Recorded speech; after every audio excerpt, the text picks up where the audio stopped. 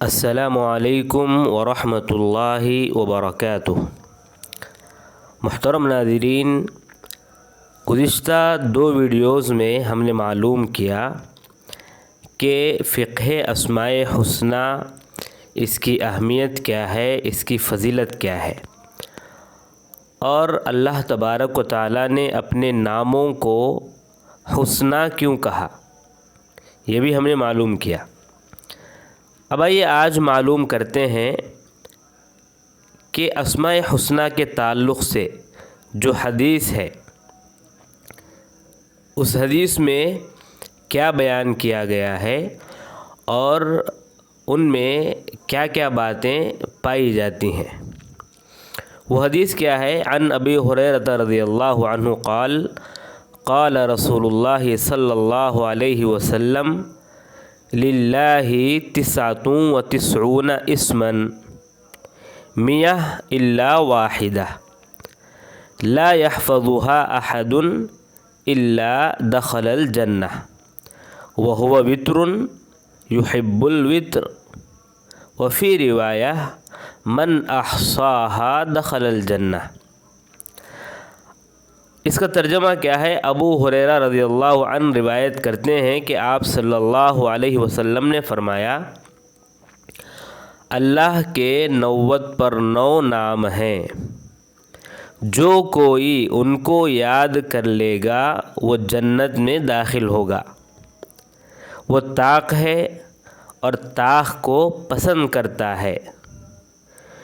دوسری روایت میں ہے کہ من احصاها دخل الجنہ، جو ان کو یاد کر لے گا وہ جنت میں داخل ہوگا، یعنی لا يحفظها احد، یہ ایک روایت میں ہے، اور دوسری روایت میں من احصاها اس کا ذکر ہے۔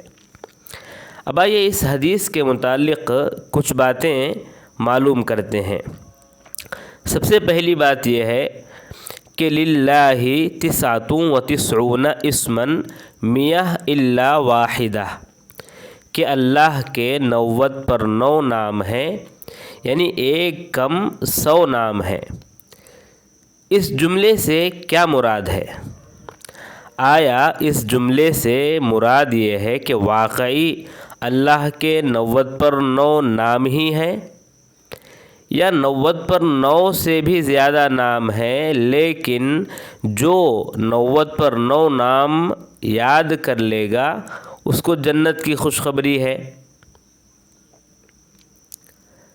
یعنی اس میں حصر ہے کہ صرف 99 نام اللہ کے ہیں، یا حصر نہیں ہے، اللہ کے نام اور بھی زیادہ ہیں، لیکن جو 99 نام یاد کرے گا وہ جنت میں داخل ہوگا، یہ بات بتائی گئی۔ تو اس کے متعلق جمہور علماء کا یہی کہنا ہے کہ اللہ کے 99 سے بھی زیادہ نام ہیں، البتہ 99 کو مخصوص کر دیا گیا کہ جو ان کو یاد کرے گا وہ جنت میں داخل ہوگا۔ امام نووی رحمہ اللہ نے اسی بات پر علماء کا اتفاق نقل کیا ہے۔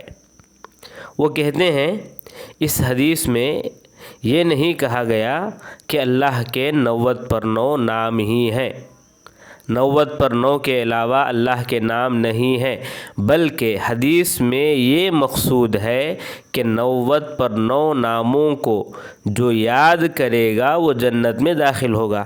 لہذا 99 اسماء کو یاد کرنے پر جنت ہے اس کی خبر دی گئی، نہ کہ 99 نام ہے، یہ حصر کیا گیا۔ امام ابو سلیمان خطابی رحمہ اللہ فرماتے ہیں کہ اس حدیث میں اسی طرح بیان کیا گیا جس طرح کوئی آدمی کہتا ہے کہ زید کے پاس 1000 درہم ہیں جو کہ اس نے صدقہ کرنے کے لیے رکھے ہیں۔ اسی طرح ایک اور آدمی یہ کہے کہ عمر کے پاس 100 کپڑے ہیں جو اس کی زیارت کرنے کے لیے جائے گا وہ اس کو پہنائے گا۔ ان دونوں مثالوں میں دیکھیں، زید کے پاس 1000 درہم ہیں جو اس نے صدقہ کرنے کے لیے رکھے ہیں، اس سے مطلب ہرگز یہ واضح نہیں ہوتا کہ اس کے پاس صرف 1000 درہم ہے، 1000 درہم کے علاوہ نہیں ہے۔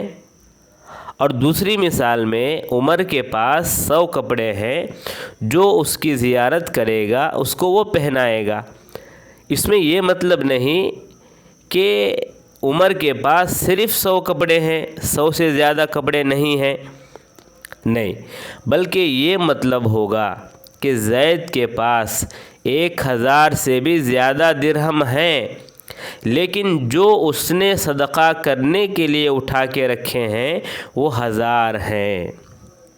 اسی طرح عمر کے پاس 100 سے زائد کپڑے ہیں، لیکن جو اس نے زائرین کے لیے اٹھا کے رکھے ہیں وہ 100 ہیں۔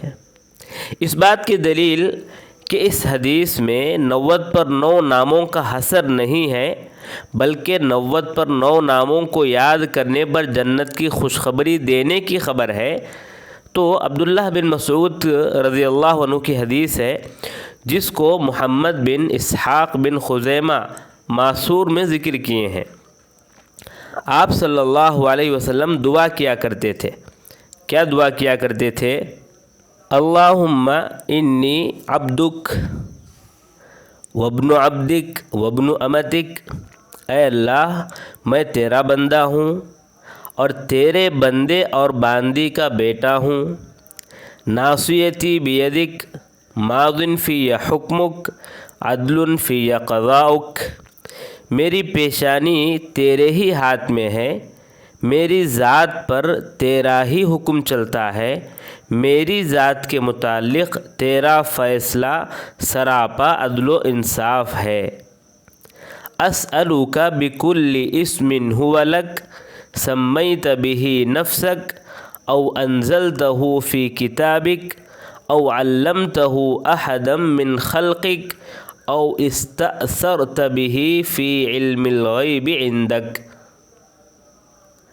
میں تجھے تیرے ہر اس نام کا واسطہ دے کر کہتا ہوں کہ جو تو نے اپنے لیے خود تجویز کیا، یا اپنی مخلوق میں سے کسی کو وہ نام سکھایا، یا اپنی کتاب میں نازل فرمایا، یا اپنے پاس علم غیب میں ہی اسے محفوظ رکھا۔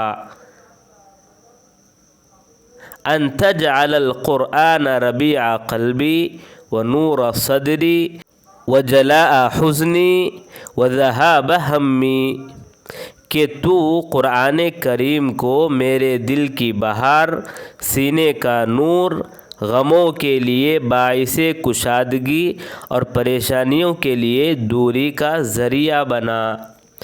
تو دیکھیے اس حدیث میں جہاں آپ صلی اللہ علیہ وسلم دعا کر رہے ہیں، اس میں ایک جملہ جو ہے ہم یہاں پر شاہد کے طور پر لیں گے، وہ کیا ہے؟ او استأثرت به فی علم الغیب عندک، یا اپنے پاس علم غیب میں ہی سے جو محفوظ رکھا ہے۔ یعنی یہ اس بات کی دلیل ہے کہ اللہ کے اور بھی نام ہیں جو اللہ نے اپنی کتاب میں نازل نہیں کیا، اپنی مخلوق سے چھپا کے رکھا ہے، اس پر ظاہر نہیں کیا ہے۔ شیخ الاسلام ابن تیمیہ رحمہ اللہ فرماتے ہیں مجموع الفتاوی جلد نمبر 6 صفحہ نمبر 380 پر 1 میں کہ ان للہ 99، یہ جو حدیث ہے، حدیث میں مذکور عدد اور قرآن مجید میں جو عدد مذکور ہے علیہ 19، دونوں میں یہ دونوں جو مذکور ہیں عدد، دونوں ایک طرح کے ہیں کہ اللہ نے فرشتوں کے متعلق رکھا کہ علیہ 19۔ اس کے بعد اللہ نے کہا وما یعلم جنود ربک الا ہو، کہ تیرے رب کی فوج کو صرف اللہ ہی جانتا ہے۔ اسی طرح یہاں بھی 90 پر 9 نام حدیث میں مذکور ضرور ہے، لیکن اس کے اسماء کو اللہ ہی بہتر جانتا ہے۔